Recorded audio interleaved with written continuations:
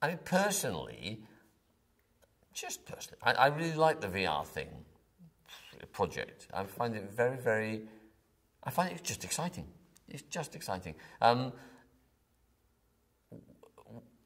Where it will go, I have no notion at all. That's not my business or expertise. You know, I'm sure other people could sit here and tell you exactly what VR is going to mean in the future or all the possibilities of where it could go. I don't know that. I don't know.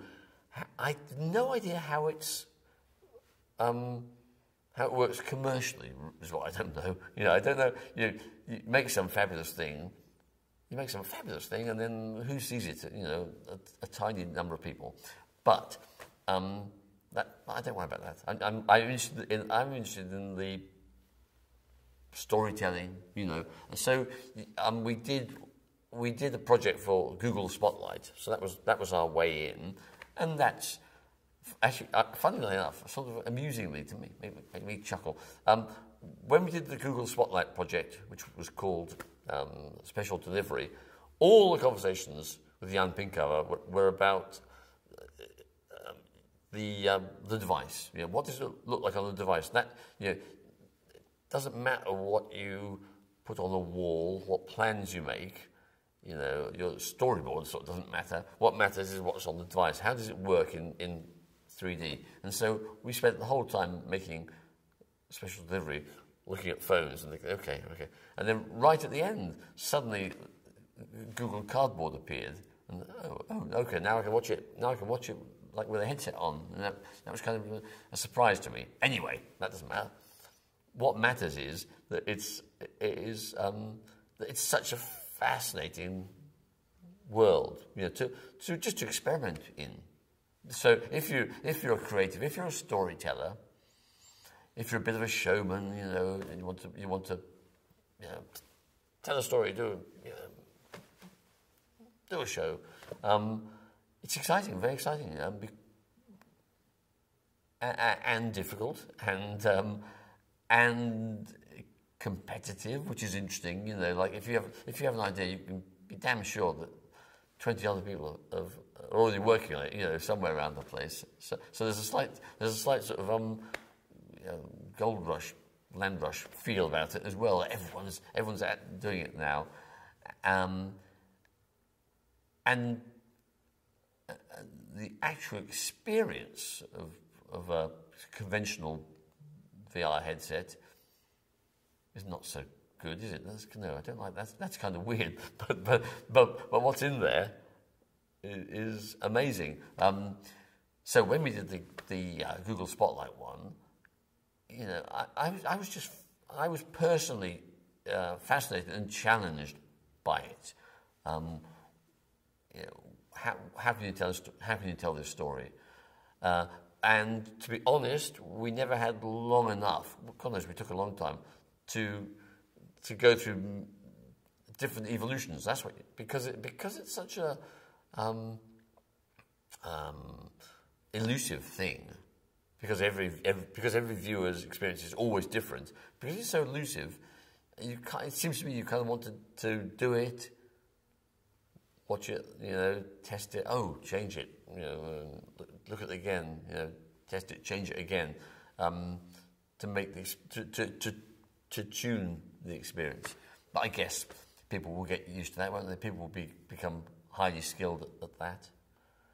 And personally, for us working in stop motion, it'd be fun to do some stop motion VR, although it's a whole other set of challenges. We haven't done that yet. I'd like to do that. To talk about stop motion for a minute then,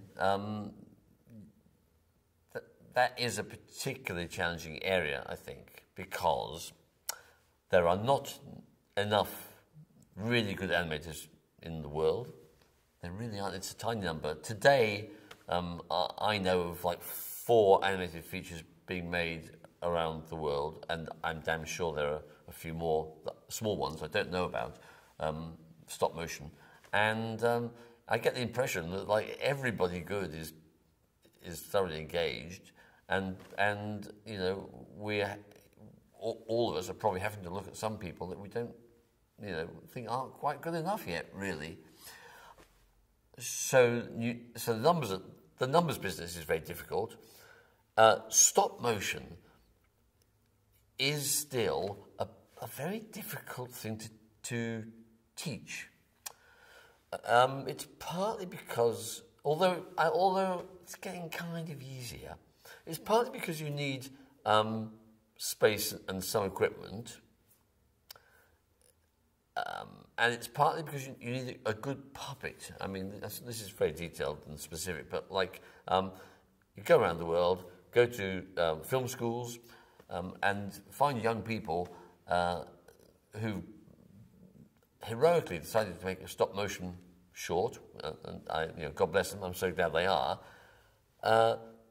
They've probably spent 2/3 of their time making the puppets, and they haven't made them very well because it's really difficult to make a good animation puppet. So, how can you perform well with a very imperfect tool? It's as if you went, as if you were learning the violin, intending to join an orchestra, and what you had was a sort of cigar box thing with bits of string. However brilliant you are, you cannot do well with that thing. That thing you're working with. So the same with an animation puppet. If it's not well made, you can't animate properly. So that's a very specific problem for us. More generally,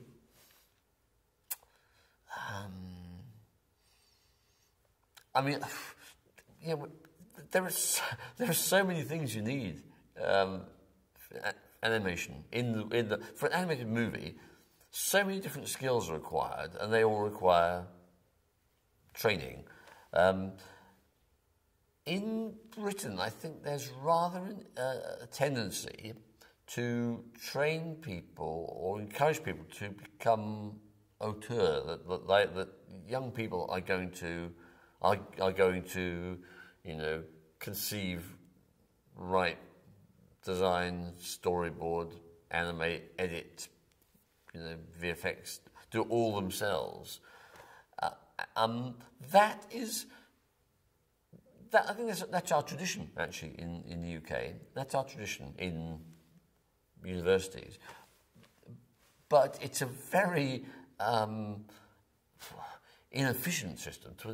Inefficient is a cold word, but I mean,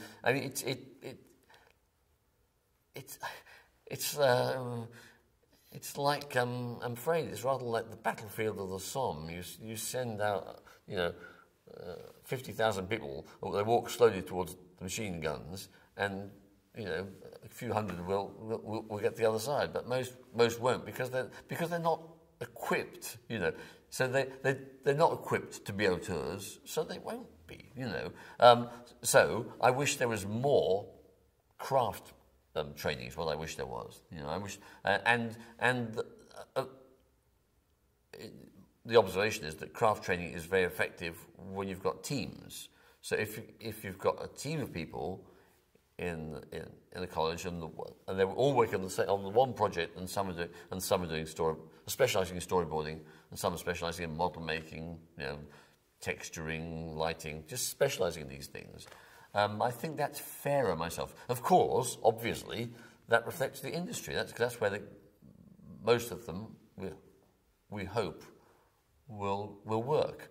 And as I say, back to my battlefield of the Somme, yes, 1 in 1,000 will make their own movies, will be at the top of that pyramid, but most won't. So how much better to train people to be good team members, to be specialists. Now, I also know that when you're young, you don't want to specialise too early. That's true. So I don't mind. Of course, they've got to find what they want to do. But having discovered what their vocation is, just focus, I think. And then the schools need to have the strongest possible connections to industry, so that you know that the people who are coming out are qualified. Back to stop motion again, which is, as I suggest, a bloody hard thing to teach. I mean, there's a couple of people that have graduated but probably they've always done a master's degree and sort of come into Aardman to animate. But it's a very small number. And what's the point of that? The point of what I'm saying is that when they finish the degree, they are not good enough to animate the way we want them to animate. They haven't done enough. They haven't practiced enough. And it's if I talk to students and they say, "What's your advice?" and I say very apologetically, I say, "I'm sorry, the only advice is practice because it's a craft, it's a skill, you know, and the more you do it, the better you get at it. Although you also need to practice and you need smart training. You need to be given good advice while you practice. You need to be mentored, you need to be challenged, you need to be criticised while you practice." On an optimistic note, I keep waiting for the 22-year-old to knock on the door and who will say, "Yes, I've been animating since I was 6, doing stop motion," because they're out there, aren't they? And someone that has just got it, that gets it. You know, they could be animating at home on their phone or their computer for a long time, and the first things will be terrible, you know, and by the time they're 12, they might be starting to show sophistication, and then by the time they're, you know, young adults, they're going to come along eventually who are really great, who are effectively self-taught, because they've practiced a lot. Dave Sproxton and I, in our strangely shaped career, we were lucky enough to have a period of 4 years in particular where we just made a series of shorts. They were only 30, 45 seconds long. We had a market for them. And over 4 years, we gradually became competent. The first ones were barely competent, you know, and really hard to... I'm amazed anyone ever bought them, but they kind of did. And so we learned on the job by practicing a lot. You see some young people's reels which are astonishing. And so those are the easy ones. You know, for some reason, because the kid's a genius or something, or they've hit on a bright idea, that their reel jumps out at you. Wow, God, that's extraordinary. That's brilliant. Oh, God, yeah. Come and work for us. And those are the people who are being fought over by, you know, by all the big studios. They're fighting for those people. So those are rare people. But you're right. You suggest that you can look at, let's say, character design is an interesting one. I look at, you know, 20 character designers, and they're all kind of good. They're all good. But just, you know, how do you stand out? You know, and it's the same thing as other crafts too. How do you stand out? And I don't. I mean, the only answer I can think of is I guess is probably the obvious one, but I think it's true that you do absolutely look for the whole personality. It's so important, I think. I mean, I think attitude and personality are mighty important, because you're going to work alongside these people.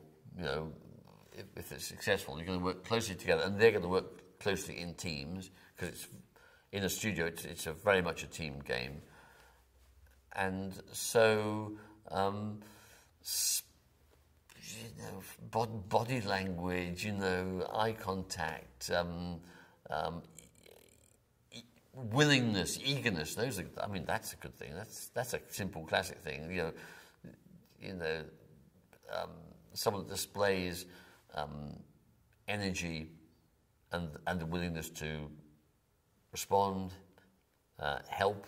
You know, in our business, I'm sure you know, people often join as runners. I mean, that's one of the ways in. And they've got a sort of some sort of film background, probably not an animation background actually, but some maybe film, maybe editing, something like that. They can't get any work, so they come as a runner, and there in that capacity, how can they show themselves off. They can show it by in practice, by every day exemplifying, willingness to learn, listening, empathy, all those things. So those things, which I guess you call those intangibles, because they're not directly to do with the job, but they are terribly important. I myself, I try to be as objective as possible and non-judgmental, and I tend to like the human race pretty well. But just occasionally someone comes along and you think, well, I don't really warm to this person, and then and then you're less like you're not going to employ the one you don't warm to. I mean, I think that's just if in a straight contest between two people, you can't frankly separate out their talent from the maybe rather slim evidence before you. So you go for the one that you empathise with. If that's